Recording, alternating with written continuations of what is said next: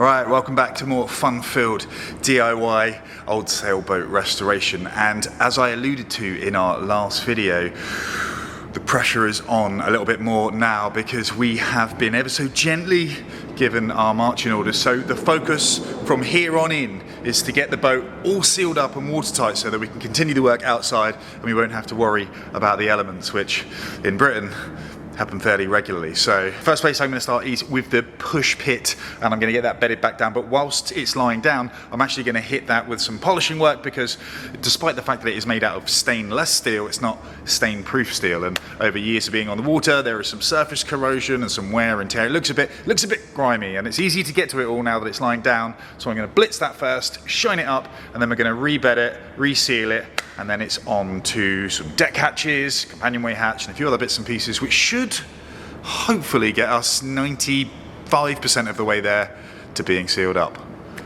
Let's go.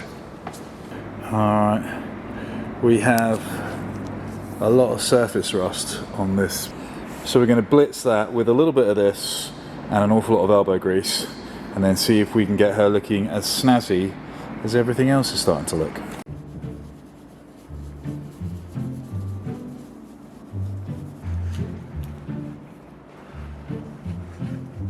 But for a first pass, that looks pretty snazzy. Alright, let's crack on with the rest.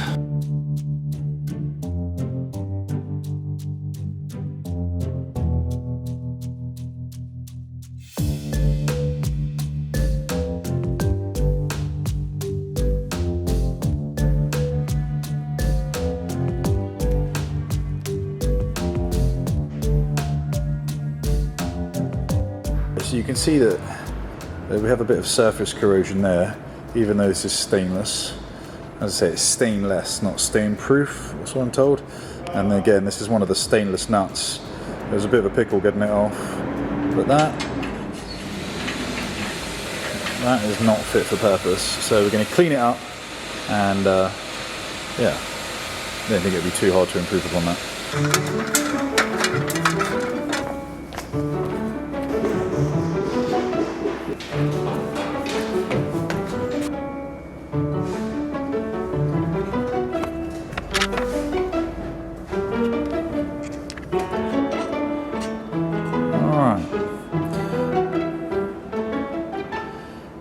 How's it start?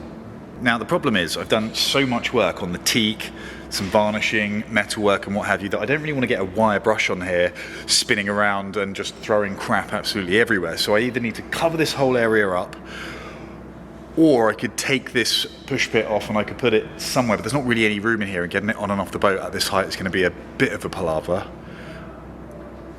Or a plan C. Plan C.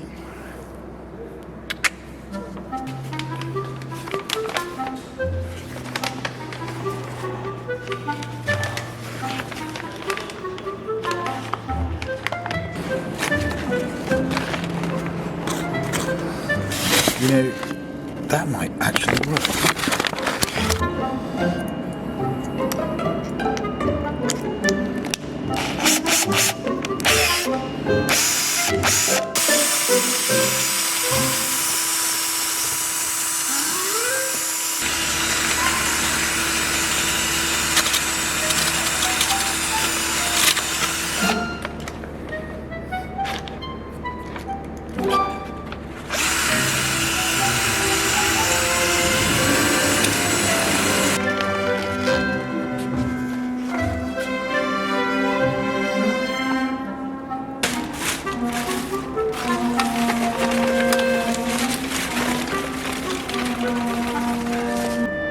That looks a far cry better. That's one down and 7 to go.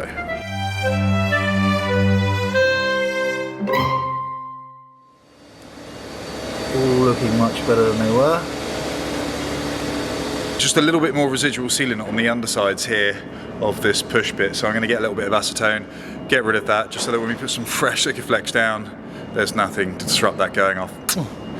with a solid seal. Now, as for masking these holes up in order to sick it and bond this back in, I got some great advice in, I think it was the last video, I think it was the video before, I can't remember who it was, but they basically said you want to mask the area up fully, put your kit back down on top of it and use a razor to cut around so you will get an exact precision bit of masking without having to cut lots of little bits out and being all fragmented. And I thought, that's genius. And I just wanted to say on that, I do read all the comments, and they're the best bit for me. That's where I learn so much from, and I imagine a lot of other people watching these videos will learn 100 times more from going through the comments than they ever will listening to me. So all of you that comment, I just want to say a massive thank you.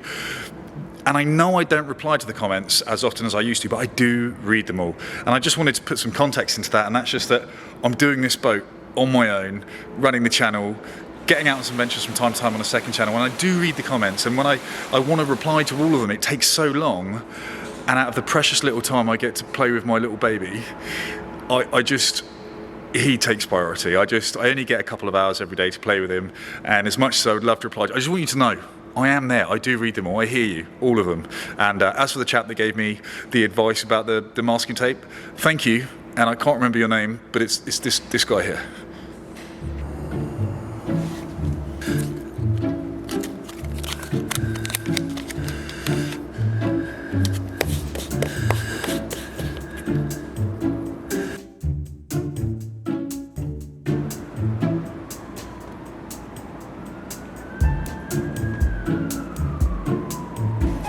Now I'm going to use that top tip that was given to me, and I'm going to just use a razor blade to cut around here, so when I lift this back out to put some Sikaflex on, I've got the absolute perfect bit of masking tape. Now I've got everything in place, cut this out, and then we'll get on with the Sikaflex.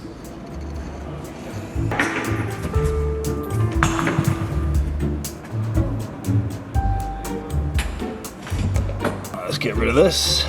Bit of Sika, bish bash bosh, Bob's your father's brother. Get it stuck down. Again, we've got this little countersink here as well, just to add a little bit more of a gasket layer to stop the water getting through. But I'm going to put plenty of Sika down regardless.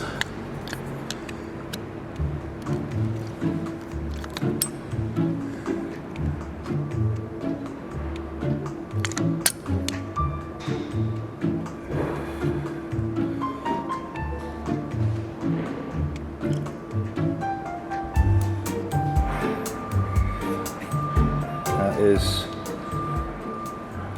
all the holes in the boat ready to receive. Next up, one solar arch.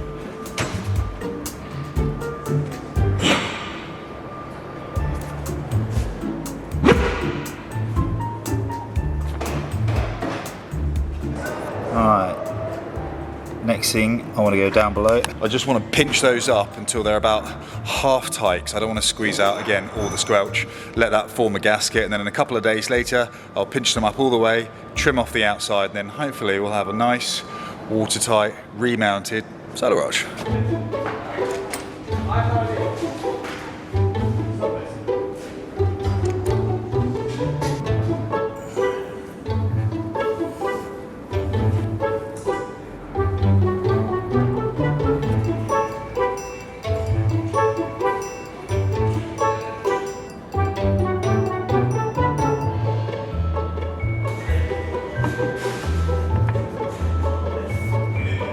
I appreciate it's only a little thing, but it just makes me happier. Right, now, one of the jobs is getting these hatches back down, and these hatches sat on these pieces of wood here. Now, I don't know if the camera can show this. Can you see that? There's like a little bulge there. So this side here is like the original thickness of the teak. And obviously over time, where people have been walking and wearing away, plus me sanding the rest of the teak, there's a discrepancy here in height. And in order to get this to sit flush, we really want to level that out. We want to have as little play in that as possible.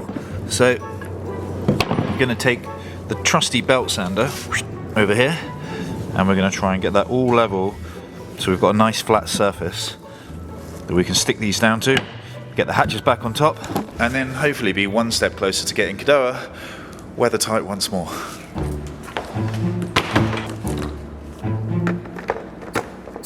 I don't want to go too bananas here, So I've just put 120 grit paper onto this sander. I'm just going to very slowly and incrementally take this down, and then hopefully we get that nice flush surface, and then we get some rebedding done.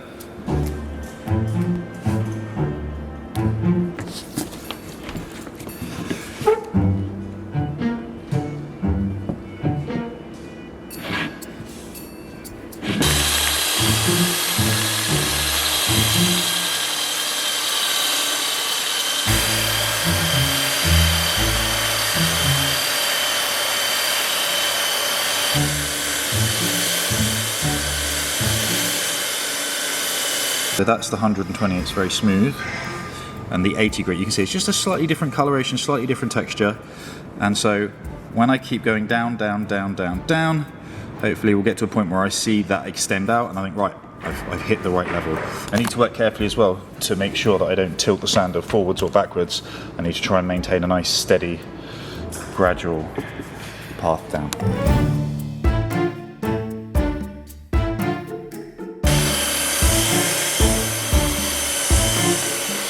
That's looking so much better. Wow. It looks great. Although the other reason I didn't use 120 on the entire deck was because you'll notice that is so smooth that I think it just becomes slippery, and that's not really what you want. Whereas with the 80 grit, I think there's still enough traction on the deck that if you need to get up on deck for some reason, you're not going to be like slipping and sliding and falling all over the place. So let me know what you guys think. What would you guys have finished the whole deck in? As I say, they were my reasons for going with the grades that I did, but maybe you would go with a lower grit or even a higher grit.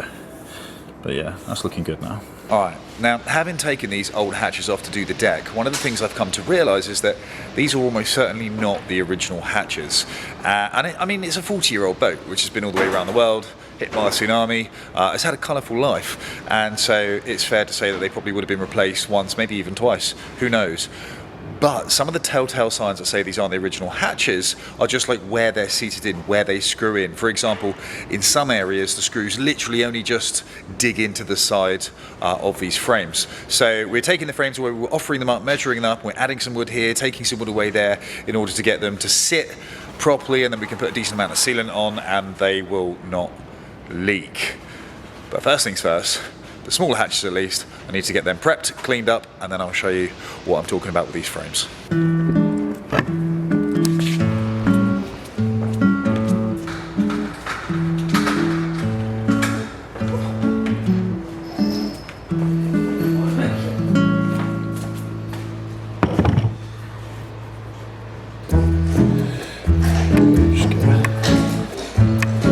Weapons of choice.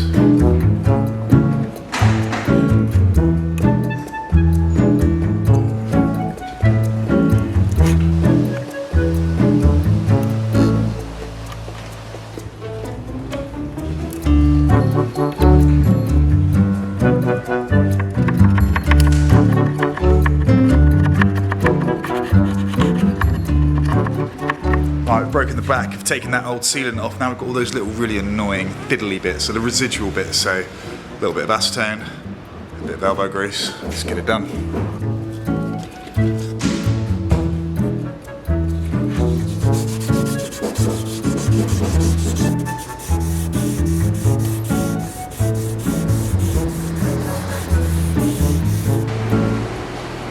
Looking good. Before.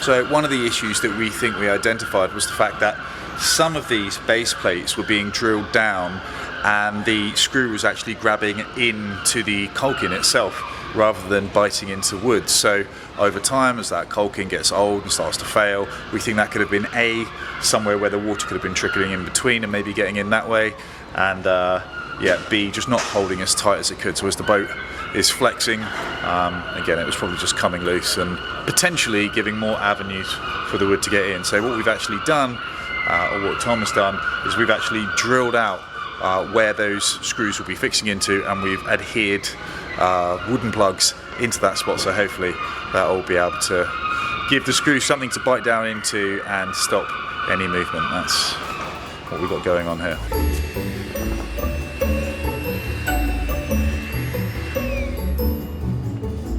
Alright, we've got these all taped up, got some protection down, so then we can remove these, put some primer around, put a little bit of Sika, put them back, and all of that deck is still protected.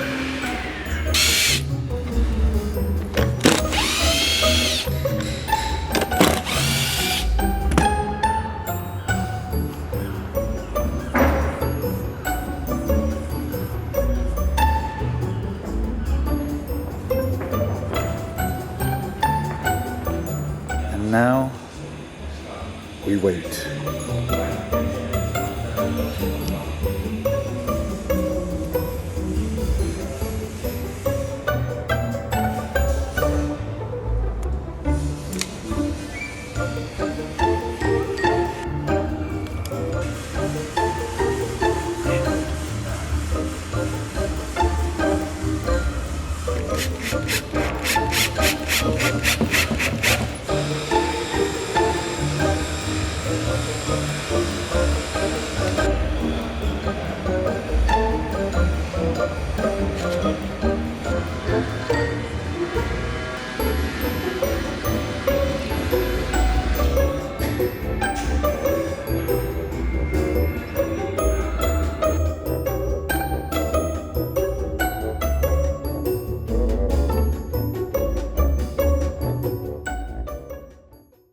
Just need to let that dry, and then it's just a case of rebedding the hatches, and we're just about done. But before we go, there's one more thing I just want to quickly ask you about, and it's just down below.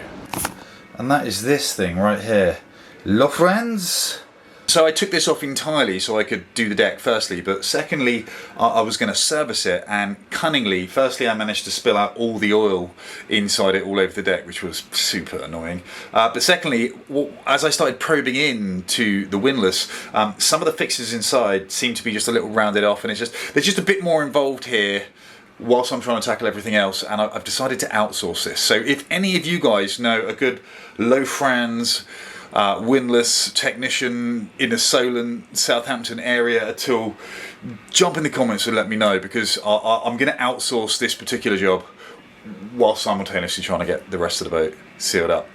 Anyway, that's it from me this week. Well, I say this week, there's about 2 weeks worth of work which I managed to squeeze into that video. But next week we've got a whole bunch of other stuff to get on with. I'll be filming it, I'll be taking you along for the ride, and between now and then I hope you all have a lovely weekend. Bye for now.